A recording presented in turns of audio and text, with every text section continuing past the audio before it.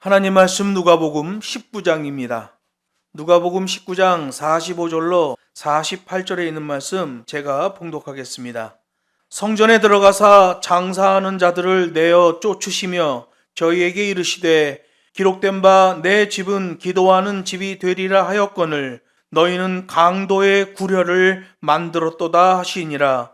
예수께서 날마다 성전에서 가르치시니 대제사장들과 서기관들과 백성의 두목들이 그를 죽이려고 꾀하되 백성이 다 그에게 귀를 기울여 들으므로 어찌할 방침을 찾지 못하였더라. 아멘. 본문 말씀을 가지고 제 용도가 나와야 심판을 면한다라는 제목으로 두 번째 시간 하나님 말씀을 증거하겠습니다. 예수님 3년 공생의 마지막 최후 예루살렘 입성 때 그때도 유대 종교 지도자들은 여전히 영적인 무감각에 빠져 있었고 누가복음에서 그렇게 강조되고 있는 셀라의 찬양도 몰랐어요. 몰랐을 뿐만 아니라 그 찬양을 하는 자들을 조용히 시키라고 했고 조롱했고 거부했습니다. 그게 예루살렘 멸망의 기폭제가 되는 거예요. 예수님은 예루살렘 입성 직전에 억누를 수 없는 슬픔에 큰 소리로 울부짖었습니다. 그리고 상황이 비약되어서 중간에 있는 내용들이 다 생략되고 바로 강조점의 결과로 나아갔어요. 이전에 구원론 끝판계시를 말씀하셨지요. 종말론 교정계시까지 언급하셨기 때문에 예수님께서 통곡하신 장면에 이어서 바로 상황을 비약시켜서 성전 정화의 심판으로 넘어갔던 거예요. 그래서 우리는 지난 시간에 그 비약된 부분이 어떤 일이 벌어졌는지, 역사적으로 어떤 일이 있었고 유대 종교적으로는 어떤 정세가 있었는지를 살펴봤습니다. 한마디로 보면 종교 지도자들의 폐악질과 종교적 타락이었죠. 그래서 그 종교 타락의 중심에 안나스라는 대제사장이 있고 그의 사위 가야바라는 대제사장이 있다는 것을 우리가 살펴봤습니다. 누가복음은 이런 사건들을 다 뛰어넘어 상황을 전개시키고 있는 거예요. 심지어 예수님이 성전을 정화하실 때 분노의 감정을 가지셨던 것도 다 생략해버려요. 비둘기 파는 자들, 환전상들의 얘기도 언급조차 하지 않습니다. 오로지 심판에 대한 말씀만 하시는 거예요. 첫날 예수님이 예루살렘에 들어갔어요. 저녁 때가 돼서 성전 정화를 하지 못하시고 나오셨어요. 거기서 3km 정도 떨어져 있는 베단이라는 마을에 갔다가 다음날 아침에 나오시는데 잎만 무성한 무화과나무가 있는 거예요. 그래서 예수님이 그 무화과나무를 저주합니다. 이젠 너에게서는 열매를 영원히 얻을 수 없을 것이다. 그 다음날 보니까 정말 무화과나무가 말라 죽은 것을 보게 된 거예요. 여러분, 이게 예루살렘의 종말과 동일한 거지요. 잎만 무성할 뿐 열매가 없으면 심판을 당하는 거예요. 무화과나무는 열매를 내야 무화과나무인 거예요. 잎만 무성하면 제 용도가 안 나오는 거죠. 작은 무화과나무 하나로도 제 용도가 안 나오면 심판을 받는다는 메시지를 주셨던 거예요. 예루살렘 성전도 마찬가지예요. 하나님께 예배하는 것이 중심이고 그 예배의 또 핵심은 하나님과의 교통, 기도인데 이 기도 자체가 막혀 있어요. 이방인들과 여인들이 들어와서 기도해야 되는 장소에 대제사장과 결탁하고 뇌물을 주고 돈을 바꾸고 비둘기를 팔고 제사에 쓸 고깃덩어리를 파는 자들이 거기 들어와 있었단 말이에요. 기도의 장소인데 장사터가 돼버렸어요. 그래서 예수님이 그것을 허락지 않으시고 다 들러 엎었던 거죠. 성경은 성전을 변질시킨 자들에 대하여 분명하게 말합니다. 저희에게 이르시되 기록된 바 내 집은 기도하는 집이 되리라 하였거늘 너희는 강도의 구려를 만들었도다, 이렇게 말씀하셔요. 그러면 기도하는 집이 뭐로 변질됐다는 겁니까? 강도의 구렬이 된다는 거예요.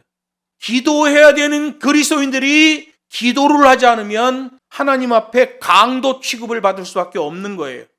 여기 기록된 바 내 집은 기도하는 집이 되리라 라는 말씀은 이사야 56장 7절에 나오는 말씀을 인용하신 거예요.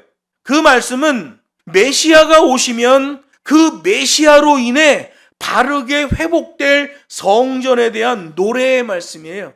메시아가 오시면 성전이 기도가 회복될 것이다. 풍성한 기도가 나오는 성전이 될 것이다. 이렇게 말씀하시는 거예요.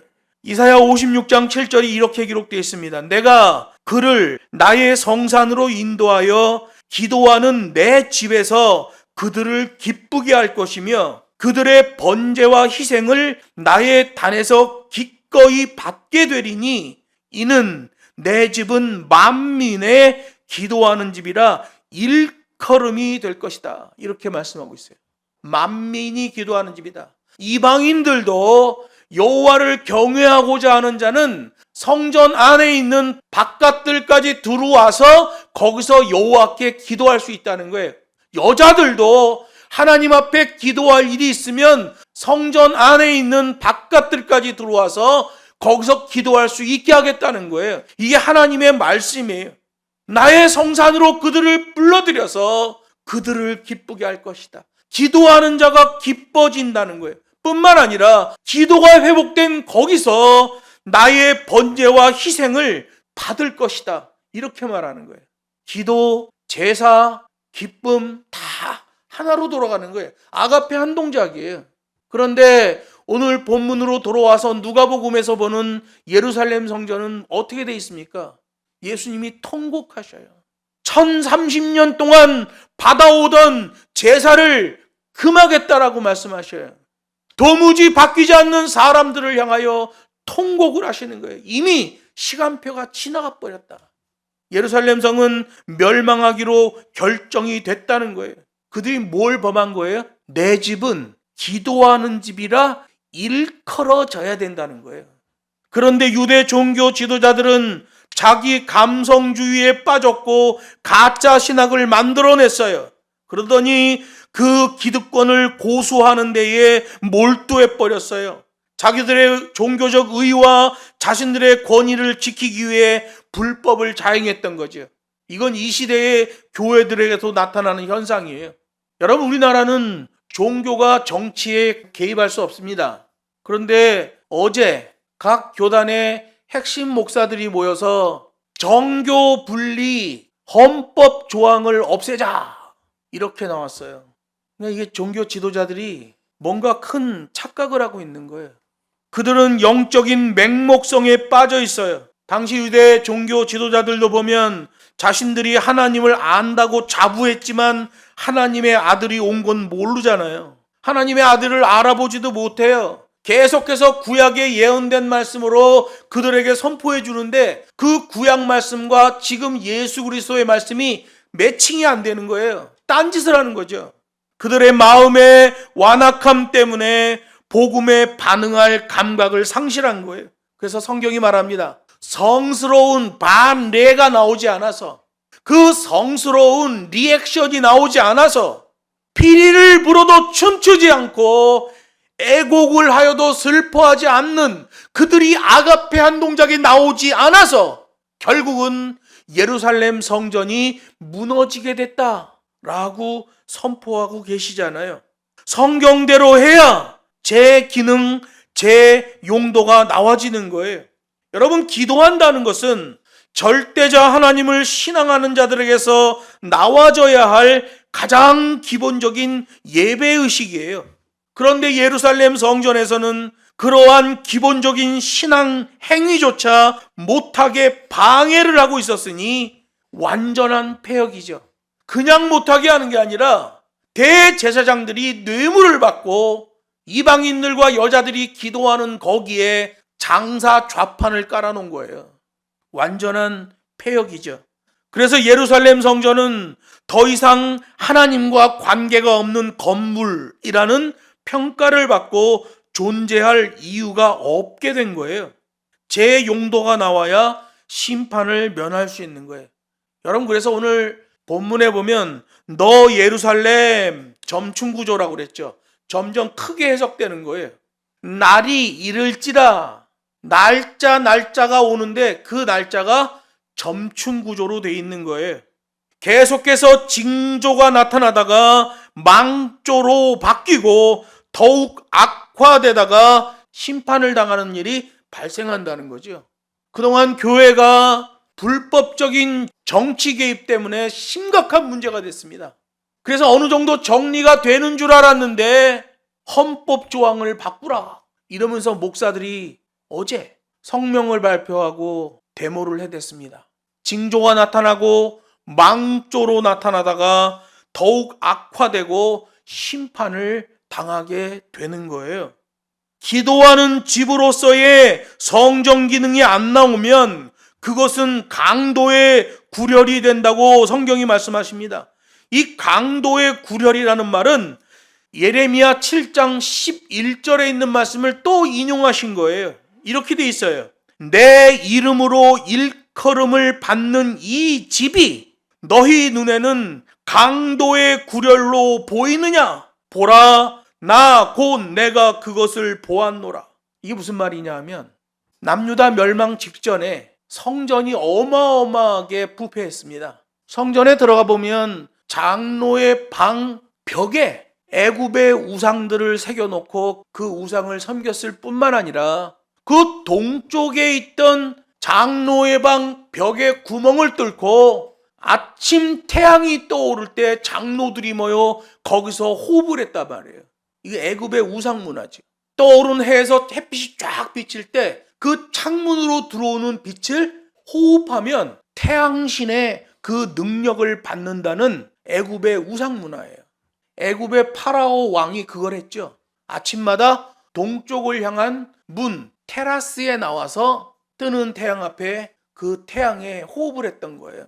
그리고 애굽의 파라오 왕을 태양의 아들이라고 하는 거예요. 그게 예루살렘 성전에서 그대로 벌어지고 있었어요. 그때 하나님이 예레미야 선지자를 통하여 말씀하십니다. 내 이름으로 일컬음을 받는 이 집이 너희 눈에는 도적의 구렬로 보이느냐? 도적의 구렬이 돼 있는데 너희 눈에는 그렇게 변질됐다는 게 보이느냐? 이런 말이에요. 보라, 나 곧 내가 그것을 보았노라. 보라, 나 하나님이 예루살렘 성전을 볼 때 이미 도적의 구렬이 되어 있느니라 라고 말씀하시는 거예요. 이사야 56장 7절 말씀과 예레미야 7장 11절 말씀을 인용하셨는데 거기에 나오는 공통적인 강조 단어가 일컬음을 받다예요. 하나님의 성전은 하나님의 이름으로 일컬음을 받는 하나님의 집이다. 이 일컬음을 받다라는 게 아주 중요한 거예요. 하나님의 성품이 드러나야 할 장소다. 하나님의 거룩함이 드러나야 할 장소다라는 거예요. 이건 이 성전 자체가 눈에 보이는 하나님의 임재 현장이라는 거예요. 하나님은 안 보이시는 분이에요. 그런데 성전의 그 모양이, 성전의 행태가 보이는 하나님을 나타낸다는 거예요. 그래서 강도의 구렬이 되어 있는지 도적의 구렬이 되어 있는지 기도하는 집으로 되어 있는지를 알게 된다는 거예요. 기독교가 정치 참여하게 헌법 조항을 바꿔달라고 하는 목사들은 정신이 나가도 한참 정신이 나간 자들이에요. 그러려면 목사 그만두고 정치인 하면 돼요. 왜 목사가 되어서 그 일을 하냐 말이에요. 그 일을 하는 목사들의 특징이 있습니다. 아주 공통적인 특징이 있어요. 교회 돈을 지 마음대로 주무르는 목사들이 그 짓을 합니다. 교회에 정관이 있어서 그 규정과 법과 식에 의해 재정이 집행되는 교회는 그런 일이 일어나지 않습니다. 교회 돈을 목사가 지 마음대로 주물러대는 교회 목사들이 그 짓을 하는 거예요. 이게 공통적인 거죠. 오늘 본문에서는 예수님이 이사야 56장 7절과 예레미야 7장 11절에 공통적 단어를 말합니다. 하나님의 이름으로 일컬음을 받는 집. 하나님의 현존과 하나님의 소유권이 나와지는 집이라는 거예요. 거룩한 구별이 선제 조건이고 그 다음에 종속 조건으로 임재의 약속이 되는 거예요.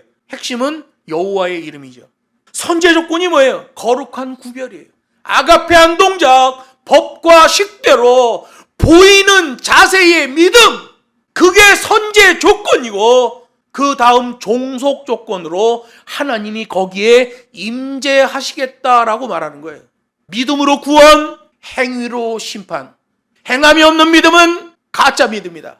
그 행함이 성전 안에 나타날 때에 그건 하나님의 임재가 바로 종속 조건으로 나와지게 되는 거예요. 그런데 유대 종교 지도자들은 하나님의 이름을 마치 영적인 부적처럼 사용했다는 거예요.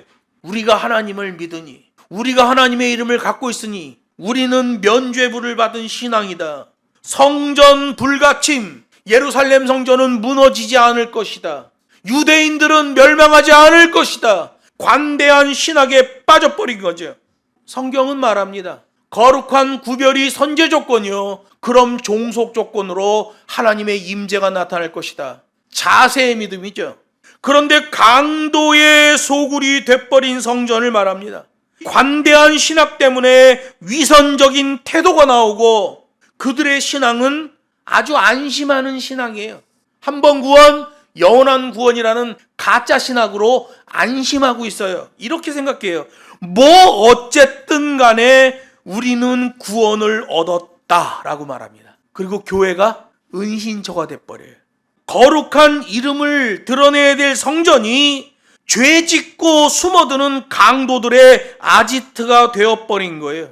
이 종교 지도자들의 변질 때문에 그렇죠. 교회는 죄인들이 오는 곳이 맞습니다. 죄인들이 와서 하나님의 말씀을 듣고 영육간의 고침을 받고 하나님의 백성으로 순전하게 살아가는 것, 이 교회가 할 일이에요. 그런데 강도의 소굴이 돼버리니까 스스로 악한 죄를 지은 자들이 교회에 숨어들어 교회를 범죄의 아지트 삼는 거예요. 이게 이 시대에 벌어지고 있는 일이죠. 교회 다니면서 어마어마한 사회적 죄를 짓고 민족적 죄를 짓고 헌법 조항에 나와 있는 정교분리 원칙을 없애달라. 우리 기독교도 정치 참여해서 한번 해보겠다. 강도들이 돼 있는 거죠. 근데 자기 스스로들은 그게 문제라는 걸 몰라요. 그래서 죽는 거예요. 어느 영화를 보면 저기서 기차가 오고 있는데 어떤 여인이 고개를 푹 숙이고 기찻길 한가운데로 걸어갑니다. 영화를 보는 사람들은 큰일 났어 빨리 비켜야 되는데, 기차가 160km로 오고 있는데 빨리 비켜야 되는데 기차는 계속 다가옵니다. 곧 충돌 사고가 날 것 같아요. 그래서 기차가 여자를 땅 치면서 지나가 버렸어요. 여자는 어디론가 날아가 버렸어. 온몸이 다 부서져 갖고 날아가 버렸어요. 그 여자는 죽기 전에도 자기가 왜 죽는지 모르고 죽고 나서도 자기가 왜 죽었는지를 모르는 거예요. 강도의 구렬이 된 교회, 거기서 금권을 만지고 좌지우지하는 목사들, 그들이 헌법 조항을 없애달랍니다. 이 시대 교회가 여전히 강도의 구렬이 되어 있는 걸 보게 돼요. 현대 교회 무조건적 용서를 말합니다. 범죄에도 계속해서 용서하신다고 말합니다. 그 양키들이 만든 가짜 신학이에요. 하나님의 이름에 걸맞는 삶의 열매는 없이 건물 자체의 신성함에만 기대어 죄를 정당화하고 있는 이 시대를 보게 됩니다. 교회 다니면 구원받는다는 거예요. 이스라엘 민족의 정신적 지주요, 종교적 핵심인 예루살렘 성전이 강도의 소굴이라는 평가를 받았습니다. 그렇게 평가가 되면 기존의 모든 권위 체계가 다 가짜라는 말이에요. 유대교 가짜다. 계명대로 하지 않았기 때문에 가짜다. 유대 종교 지도자, 백성들의 숭상을 받았지만 그들이 종교 지도자라는 것이 가짜다. 유대 정치 지도자, 하나님의 말씀을 따라 그 땅의 백성들을 다스려야 되는데 정치 지도자들도 다 가짜란 말씀이에요. 뿐만 아니라 유대 백성들도 역시 결격 사유가 나와졌다는 거예요. 그래서 누가복음 19장 41절에서 예루살렘 성을 보시고 통곡하신 예수님이 왜 우셨는지를 본문에서 정확하게 알 수 있어요. 평화의 길을 걷지 않고 멸망의 길로 가버린 예루살렘 성전, 유대 종교 지도자들과 그 유대 종교. 우린 지난주에 사진 한 장을 봤어요. 엉터리 전쟁을 일으킨 트럼프를 축복하고 있는 열댓 명의 목사들을 봤습니다. 그 목사들은 목사도 아니죠. 강도들이죠. 지난주에 어떤 일이 벌어졌어요? 너무나 많은 사람들이 그 전쟁의 포탄 아래 죽었습니다. 며칠이면 전쟁 끝난다고 그러더니 어제는 한국 군대를 파견해달라고 압력이 들어왔습니다. 거짓과 조작질하는 자들을 분별해야 돼요. 우리 기독교는 어떤 상황에서도 하나님의 말씀이 기준이에요. 하나님이 가라 하면 가고 하나님의 말씀이 멈추라 하면 멈추는 거예요. 이렇게 하라 하면 이렇게 하고 저렇게 하라 하면 저렇게 하는 거예요. 아가페 한 동작이 나와야 돼요. 이미 망하기로 결정되어 있는 예루살렘 성전, 그 망하기로 결정된 가운데서도 그나마 실랏 같은 하나님의 긍휼하심이라도 구할 수 있다면 그것은 오직 회개하는 것 뿐이에요. 망할 땐 망하더라도 회개는 하고 망하자. 이게 BC 586년 남유다가 멸망할 때에 눈물의 선지자 예레미야가 유대인들에게 외쳤던 복음이에요. 우리는 망하기로 결정되어 있습니다. 그러나 망하기로 결정되어 있다고 하더라도 하나님을 원망해서는 안 됩니다. 다 우리의 범죄 때문에 그렇습니다. 망할 땐 망하더라도 회개는 하고 망합시다 라고 외쳤던 거예요. 근데 당시 종교 지도자들은 예레미야를 구타하고 그를 가두고 나중에 예레미야는 애굽으로 이동해 그 전란 가운데 애굽으로 피난을 간 유대인들을 케어하다가 거기서 순교를 하게 돼요. 예배가 무엇입니까? 회개한 자들이 나와 하나님께서 배설하신 예배에 동참하는 것이 예배예요. 그래서 회개한 자들이 하나님 앞에 나왔기 때문에 하나님 앞에 나와서 기도하는 거예요. 기도로 시작하고 기도로 마무리하는 게 바로 예배인 거예요. 그게 교회예요. 그게 제 용도, 제 기능이 나와지는 교회요. 그리스도인이에요. 그런데 어제 한국교회 각 교단에 힘 좀 쓴다는 목사들이 모여서 교회도 정치할 테니 헌법조항을 바꿔달라고. 갈수록 태산인 것 같아요. 징조가 나타나고 망조로 변화되고 더 악화되다가 심판을 받게 됩니다. 계속해서 예수님을 죽이려고 기회를 엿보는 유대 종교 지도자들에 대한 말씀은 다음 시간에 증거하도록 하겠습니다.